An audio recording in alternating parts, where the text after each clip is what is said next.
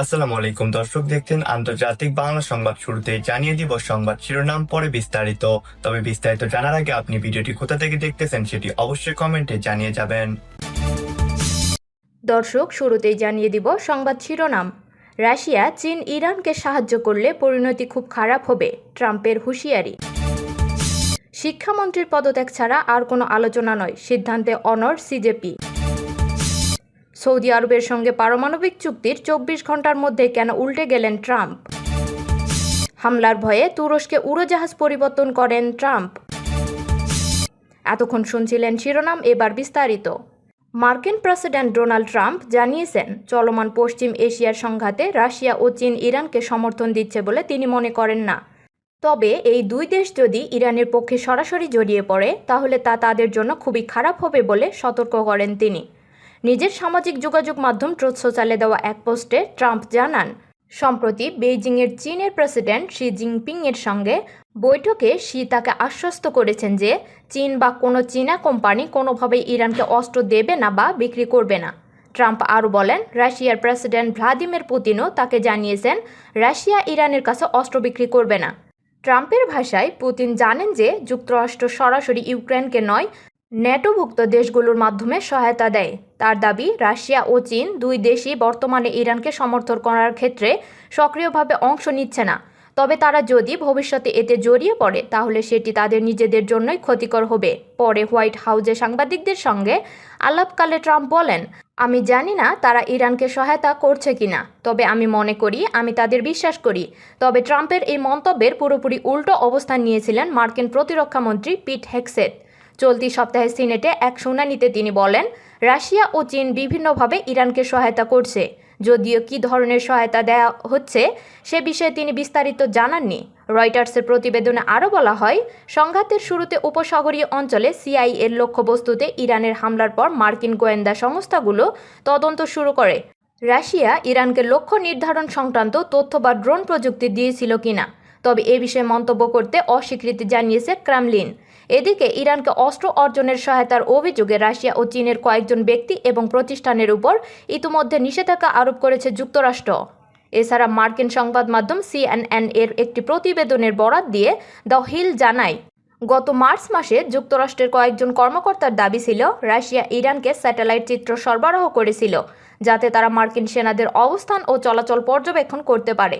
কেন্দ্র সরকারের সঙ্গে তৃতীয় দফার বৈঠকের কয়েক ঘন্টা আগে নিজেদের অবস্থান আরও কঠোর করেছে ভারতের ককরোচ জনতা পার্টি। দলটির স্পষ্ট বক্তব্য, কেন্দ্রীয় শিক্ষামন্ত্রী ধর্মেন্দ্র প্রধানকে অপসারণের সরকার রাজি না হলে আর আলোচনার কোনো অর্থ নেই। খবর এনডিটিভির। শনিবার সকালে সামাজিক যোগাযোগ মাধ্যম এক্সে সিজেপির মুখপাত্র আশুতোষ রাঙ্কা লেখেন, ধর্মেন্দ্র প্রধানের পদত্যাগের দাবিতে কোনো আপোষ হবে না। সরকার যদি এতে রাজি না হয় তাহলে আর আলোচনার কোনো মানে নেই। এর আগে শুক্রবার বিকেলে দিল্লির কনস্টিটিউশন ক্লাবে কেন্দ্রীয় মন্ত্রী জেপি নাড্ডা ও জিতেন্দ্র সিংয়ের সঙ্গে সিজেপি প্রতিনিধিদের দ্বিতীয় দফার বৈঠক হয়। সেখানে আন্দোলনকারীদের দাবিগুলো নিয়ে সরকারের অভ্যন্তরীণ আলোচনা শেষে শনিবার বিকেলে আবার বৈঠকে বসার কথা জানানো হয়। শুক্রবারের বৈঠকে কেন্দ্র সরকার নীতিগতভাবে আন্দোলনকারীদের দুটি দাবি, আন্দোলনকারী শিক্ষার্থীদের বিরুদ্ধে কোনো আইনি ব্যবস্থা না নেওয়া এবং ক্ষতিপূরণ দেওয়া, মেনে নিতে সম্মত হয়েছে। তবে শিক্ষামন্ত্রীর পদত্যাগের প্রশ্নে এখনও কোনো সমঝোতা হয়নি। বৈঠক শেষে জেপি নাড্ডা বলেন, প্রায় 2 ঘন্টা আলোচনা হয়েছে। আন্দোলনকারীরা 3টি প্রধান দাবি এবং পরীক্ষা সংস্কার নিয়ে 5টি প্রস্তাব দিয়েছেন। আমরা তাদের জানিয়েছি সরকারের মধ্যে বিষয়গুলো নিয়ে আলোচনা করে শনিবার বিকেলে আবার বৈঠকে বসব এবং আমাদের সিদ্ধান্ত জানাব। অন্যদিকে সরকারি সূত্র এনডিটিভিকে জানিয়েছে, ধর্মেন্দ্র প্রধানের পদত্যাগের কোনো সম্ভাবনা নেই। সরকারের মতে পদত্যাগ করানো সবচেয়ে সহজ সিদ্ধান্ত হতে পারে, কিন্তু সরকার শিক্ষামন্ত্রীর পাশে রয়েছে।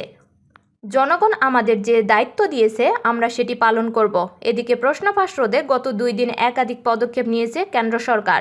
প্রধানমন্ত্রী নরেন্দ্র মোদী প্রশ্ন ফাঁস সংক্রান্ত মামলা দ্রুত নিষ্পত্তির জন্য ফাস্ট ট্র্যাক আদালত গঠনের ঘোষণা দিয়েছেন। পাশাপাশি প্রশ্ন ফাঁস বিরোধী আইনে আরও কঠোর শাস্তি ও বেশি জরিমানার বিধান যুক্ত করতে আইনের সংশোধনের পরিকল্পনা করছে সরকার। এছাড়া শিক্ষা সচিবকে বদলি করা হয়েছে এবং জাতীয় পরীক্ষা সংস্থা এর 47 জন কর্মকর্তাকে বরখাস্ত করা হয়েছে। সরকার শিগগিরই পুরো পরীক্ষা ব্যবস্থার সংস্কারে আশ্বাস দিয়েছে। তবে এনটি এর ৪৭ কর্মকর্তাকে বরখাস্ত করার সিদ্ধান্তকে যথেষ্ট নয় বলে মন্তব্য করেছেন সিজেপির জাতীয় মুখপাত্র আশুতোষ রাঙ্কা। তিনি বলেন, এতে অনেক বিষয় এখনও খতিয়ে দেখা বাকি। শেষ পর্যন্ত সব দায় শিক্ষামন্ত্রীর। এনইইটি প্রশ্ন ফাঁস এবং এর জেরে শিক্ষার্থীদের আত্মহত্যার জন্য তিনি সরাসরি দায়ী, তাই তাকে পদত্যাগ করতেই হবে। ইরান সমর্থিত প্রক্সি গোষ্ঠীগুলোর সুনির্দিষ্ট হুমকির মুখে এ মাসে তুরস্ক ছাড়ার সময় নিজের উড়োজাহাজ পরিবর্তন করতে বাধ্য হয়েছেন মার্কিন প্রেসিডেন্ট ডোনাল্ড ট্রাম্প। শুক্রবার যুক্তরাষ্ট্রের প্রভাবশালী পত্রিকা দ্য নিউ ইয়র্ক টাইমসের এক বিশেষ প্রতিবেদনে এই খবর জানানো হয়েছে। ন্যাটো সম্মেলনে যোগ দিতে আঙ্কারা সফরে ট্রাম্প কাতারের দেওয়া বোয়িং 747 থেকে 8 বিমানে যাতায়াত করেছিলেন, যেটিতে ঐতিহ্যবাহী এয়ারফোর্স ওয়ানের মতো আধুনিক প্রতিরক্ষা ব্যবস্থা ছিল না। মার্কিন কর্মকর্তারা ট্রাম্প ও তার এয়ারফোর্স ওয়ানের উপর সম্ভাব্য আক্রমণের তথ্য শনাক্ত করার পর এই নিরাপত্তা ঝুঁকি তৈরি হয়। গোয়েন্দা তথ্যের ভিত্তিতে যুক্তরাষ্ট্রের সিক্রেট সার্ভিস প্রেসিডেন্টের সুরক্ষায় উড্ডয়নের পূর্বেই বিমান পরিবর্তনের তাগিদ দেয়। সিক্রেট সার্ভিসের পরামর্শক্রমে ডোনাল্ড ট্রাম্প সফর শেষে বিকল্প বিমানে ওয়াশিংটনের উদ্দেশ্যে রওনা দেন। দ্য নিউ ইয়র্ক টাইমসে বিষয়টি সম্পর্কে অবগত সূত্রগুলো জানায় যে গোয়েন্দা সংকেত থেকে পাওয়া তথ্য অনুযায়ী হুমকিটি নির্দিষ্ট বিমানের উপর ছিল না, বরং ট্রাম্প ও তিনি যে বিমানে ভ্রমণ করুন না কেন তার উপরই সরাসরি হামলা চালানোর পরিকল্পনা করেছিল ইরান সমর্থিত মিত্র গোষ্ঠীগুলো। দীর্ঘ প্রায় 2 দশকের আলোচনা শেষে অবশেষে যুক্তরাষ্ট্র ও সৌদি আরবের মধ্যে একটি বেসামরিক পারমাণবিক সহযোগিতা চুক্তি স্বাক্ষরিত হয়। কিন্তু চুক্তি সইয়ের মাত্র 24 ঘন্টার মধ্যে মার্কিন প্রেসিডেন্ট ডোনাল্ড ট্রাম্প নতুন শর্ত আরোপ করায় পুরো বিষয়টি অনিশ্চয়তার মুখে পড়ে। বুধবার ওয়াশিংটনে যুক্তরাষ্ট্রের জ্বালানি মন্ত্রণালয়ে আনুষ্ঠানিকভাবে চুক্তি স্বাক্ষর হয়। অনুষ্ঠানে উপস্থিত ছিলেন মার্কিন জ্বালানি মন্ত্রী ক্রিস রাইট। সৌদি আরবের জ্বালানি মন্ত্রী ভিডিও কনফারেন্সের মাধ্যমে এতে অংশ নেন। কয়েক মাস বিলম্বের পর হওয়া এই চুক্তিকে দুই দেশের সম্পর্কে গুরুত্বপূর্ণ অগ্রগতি হিসেবে দেখা হচ্ছিল।